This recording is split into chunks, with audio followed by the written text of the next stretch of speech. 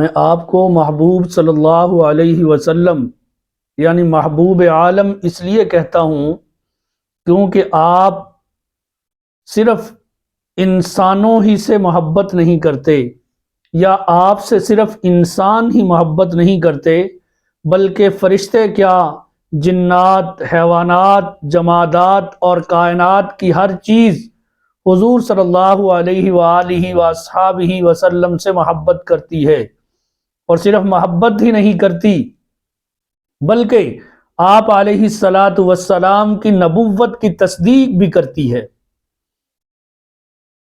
ایک دفعہ آپ طائف سے جب واپس آئے تو آپ نے بطن نخلہ میں قیام کیا۔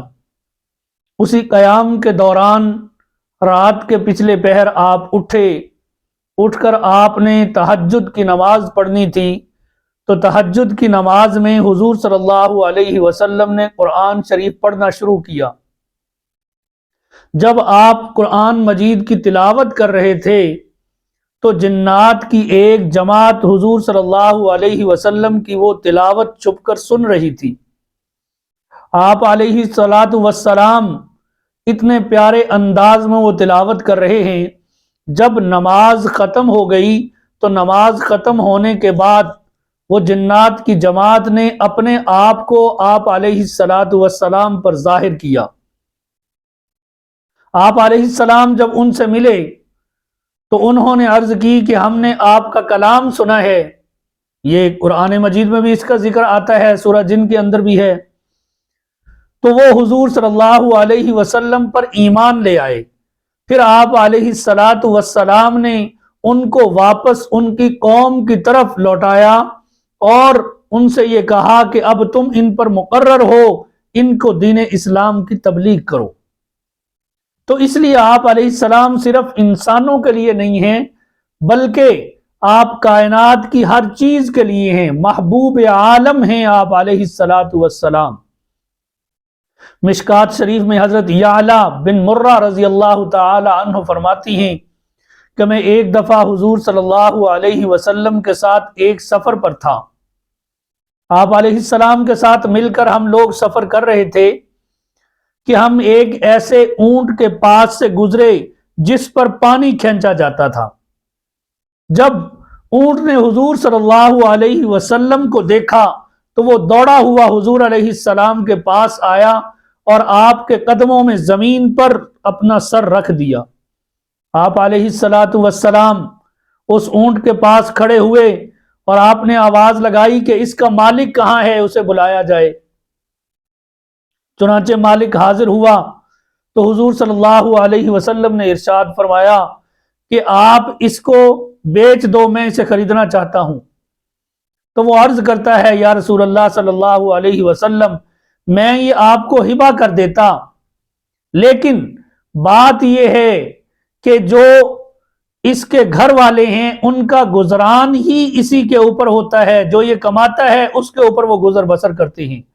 تو آپ علیہ السلام نے اس کو خریدنے کا ارادہ ترک کیا اور وصیت فرمائی کہ دیکھو یہ شکایت کر رہا ہے کہ آپ کام اس سے زیادہ لیتے ہو اور چارہ اسے کم ڈالتے ہو، اور اللہ کے بندے اس کے اوپر احسان کرو، رحم کرو اس کے اوپر۔ اسی طرح حضرت علی بن ابی طالب رضی اللہ تعالی عنہ فرماتے ہیں کہ میں سرکار دو عالم صلی اللہ علیہ وسلم کے ساتھ مکہ میں تھا، پس ہم اس کے بعض اطراف میں نکلے، میں اور حضور صلی اللہ علیہ وسلم۔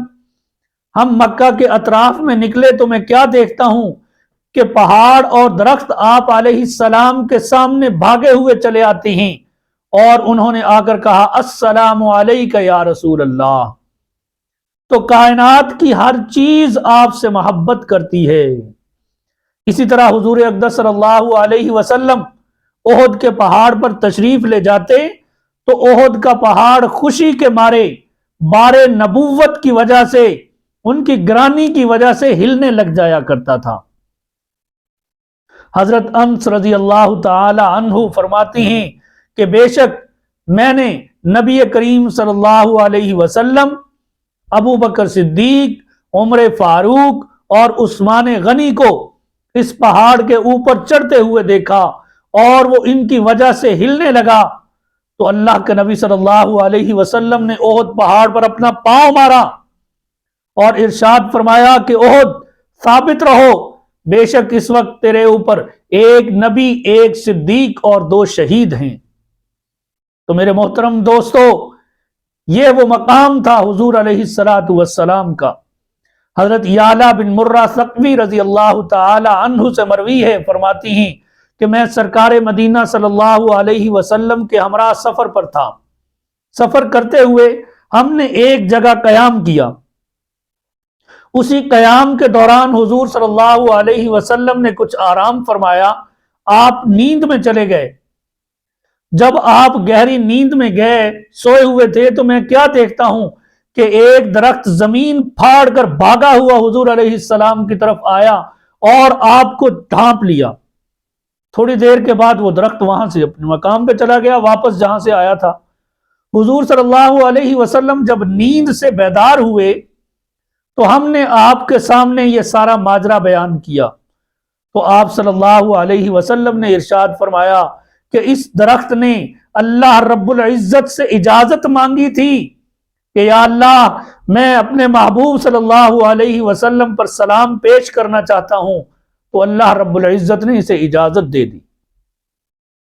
یہ جتنی احادیث و واقعات میں نے آپ کے سامنے بیان کیے ہیں، ان سے ثابت ہوتا ہے کہ جنات کیا، حیوان کیا، شجر اور حجر کیا، سارے کے سارے حضور صلی اللہ علیہ وسلم کی نبوت کی تصدیق بھی کرتے ہیں اور آپ صلی اللہ علیہ وسلم سے محبت بھی کرتے ہیں۔ جہاں عشق اور محبت ہو وہاں ادب کا ہونا ایک لازمی چیز ہے۔ اگر عشق اور محبت کے اندر ادب نہیں ہے تو عشق و محبت لا یعنی ہے، اس کا کوئی مقام و مرتبہ نہیں ہے۔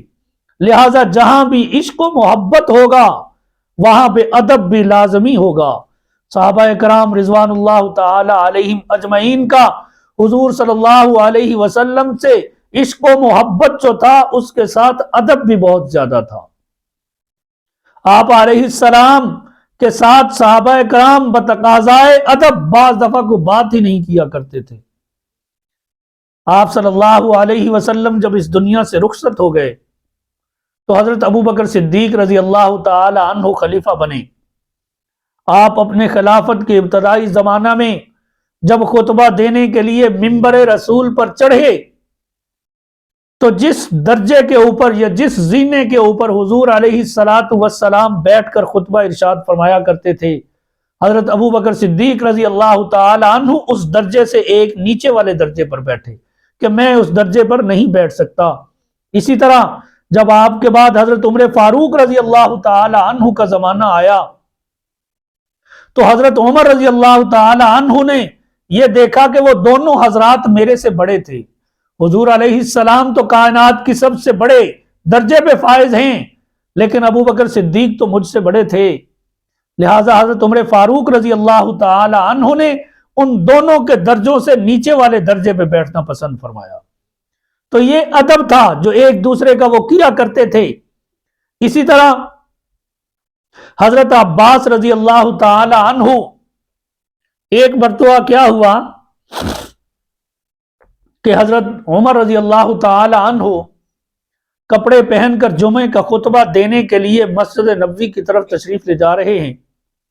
حضرت عباس رضی اللہ تعالی عنہ کے گھر کے پاس سے جب گزرے تو ان کے چھت کے اوپر ایک پرنالہ لگا ہوا تھا اور حضرت عباس رضی اللہ تعالی عنہ اوپر آپ نے کچھ ذبح کیا، مرغے ذبح کیے یا کچھ بھی ذبح کیا، تو آپ اس کو دھویا تو اس کا جو پانی تھا وہ پرنالے سے نیچے گرا اور حضرت عمر فاروق رضی اللہ تعالی عنہ کے کپڑوں پر گرا۔ آپ نے رضی اللہ تعالی عنہ نے حکم دیا کہ اس پرنالے کو یہاں سے اکھیڑ دیا جائے۔ چنانچہ لوگوں نے اس پرنالے کو اکھیڑ دیا۔ آپ رضی اللہ تعالی عنہ نے خطبہ جمعہ ارشاد فرمایا۔ خطبہ جمعہ کے بعد، نماز پڑھنے کے بعد، حضرت عباس رضی اللہ تعالی عنہ نے حضرت عمر فاروق رضی اللہ تعالی عنہ سے فرمایا کہ اے عمر، جس پرنالے کو تم نے اس وقت اتار دیا ہے۔ خدا کی قسم اللہ کے نبی صلی اللہ علیہ وسلم نے وہ اپنے ہاتھوں سے لگایا تھا۔ جب حضرت عمر فاروق رضی اللہ تعالی عنہ نے یہ بات سنی تو آپ کے رونگٹے کھڑے ہو گئے، اور حضرت عباس رضی اللہ تعالی عنہ سے فرمایا کہ اے عباس، میں تجھ سے یہ درخواست کرتا ہوں کہ میرے کندھوں کے اوپر چڑھ کر خود اپنے ہاتھ سے وہ پرنالہ لگاؤ جہاں اللہ کے نبی صلی اللہ علیہ وسلم نے وہ پرنالہ لگایا تھا۔ میرے محترم دوستو، پھر ایسے ہی ہوا کہ لوگوں نے دیکھا، مدینہ کے لوگ اپنی آنکھوں سے دیکھ رہے ہیں کہ وقت کا خلیفہ امیر المومنین عمر فاروق رضی اللہ تعالی عنہ کھڑے ہیں حضرت عباس کی چھت کے پاس، اور حضرت عباس ان کے کندھوں کے اوپر چڑھے ہوئے ہیں، اپنے پاؤں کندھوں پہ رکھے ہوئے ہیں اور اوپر پرنالہ لگا رہے ہیں۔ تو یہ ادب تھا ان لوگوں کا کہ ہم کیسے کر سکتے ہیں جو اللہ کے نبی صلی اللہ علیہ وسلم نے کر دیا، ہماری کیا مجال کہ ہم اس سے کوئی خلاف ورزی کر دیں اس کی، یہ نہیں ہو سکتا۔ میرے محترم دوستو، اسی طرح صحیح مسلم کے اندر حضرت براء بن عازب رضی اللہ تعالی عنہ سے روایت ہے کہ جب حضرت علی رضی اللہ تعالی عنہ نے وہ صلح نامہ لکھا جو حضور صلی اللہ علیہ وسلم اور کفار کے درمیان معاہدہ ہوا تھا صلح حدیبیہ کے موقع پر، تو اس کے اندر یہ عبارت درج تھی، ھذا ما کاتب علیہ محمد الرسول اللہ۔ تو کفار نے کیا کہا کہ سارا جھگڑا ہی اسی پہ ہے، یہ رسول اللہ کو مٹا دو، اگر رسول اللہ کو ہم مان لیں تو پھر تمہارے اور ہمارے درمیان فرق کیا ہے، اسی بات پہ تو سارا جھگڑا ہے، لہٰذا اس عبارت کو مٹاؤ۔ تو آپ صلی اللہ علیہ وسلم نے حضرت علی رضی اللہ تعالی عنہ سے فرمایا کہ علی اس کو کاٹ دو۔ تو سیدنا علی کرم اللہ وجہ الکریم عرض کرتے ہیں، یا رسول اللہ، میری ذات اپنے ہاتھ سے اس لفظ کو نہیں کاٹ سکتی، میرے اندر یہ جرت کہاں کہ میں آپ کا وہ نام کاٹ دوں، جبکہ میرا تو ایمان ہے کہ آپ اللہ کے رسول ہیں۔ تو حضور صلی اللہ علیہ وسلم نے اپنے ہاتھوں سے وہ نام کے اوپر ایسے لائن کھینچی۔ یہ ادب تھا ان کا، ان حضرات کا یہ ادب تھا حضور علیہ السلام کا۔ عبد الملک بن مروان، انہوں نے قباس رضی اللہ تعالی عنہ سے پوچھا، دیکھیں ذرا غور سے یہ بات سنیں کہ صحابہ میں ادب کس درجے کا تھا اور آپ لفظ کس طرح کے استعمال کیا کرتے تھے۔ حضرت قباس رضی اللہ تعالی عنہ سے پوچھا کہ آپ بڑے ہیں یا اللہ کے نبی صلی اللہ علیہ وسلم بڑے ہیں؟ تو حضرت قباس رضی اللہ تعالی عنہ نے جو جواب دیا وہ جواب سننے کے قابل ہے۔ آپ نے فرمایا کہ اکبر منی وانا اسن منہ،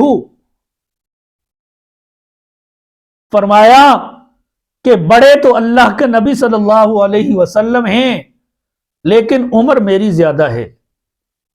دیکھیں لفظ کیسے استعمال کیے، کیسے احتیاط کے ساتھ جواب دیا۔ تو وہ فرمایا کرتے تھے کہ واقعہ فیل کے بعد حضور علیہ السلام کی پیدائش ہوئی ہے، اور جب واقعہ فیل ہوا اس وقت تو میری ماں مجھے لے کر اس ہاتھی کی لید کے پاس کھڑی ہوئی تھی، تو عمر تو میری زیادہ ہے لیکن بڑے اللہ کے نبی صلی اللہ علیہ وسلم ہیں۔ ایسے ہی حضرت عباس رضی اللہ تعالی عنہ جو حضور صلی اللہ علیہ وسلم کے چچا تھے، ان سے جب پوچھا گیا کہ بڑا کون ہے، آپ ہیں یا اللہ کے نبی، تو آپ نے بھی یہی ارشاد فرمایا کہ بڑے تو اللہ کے نبی صلی اللہ علیہ وسلم ہیں لیکن ولادت میری پہلے ہوئی ہے۔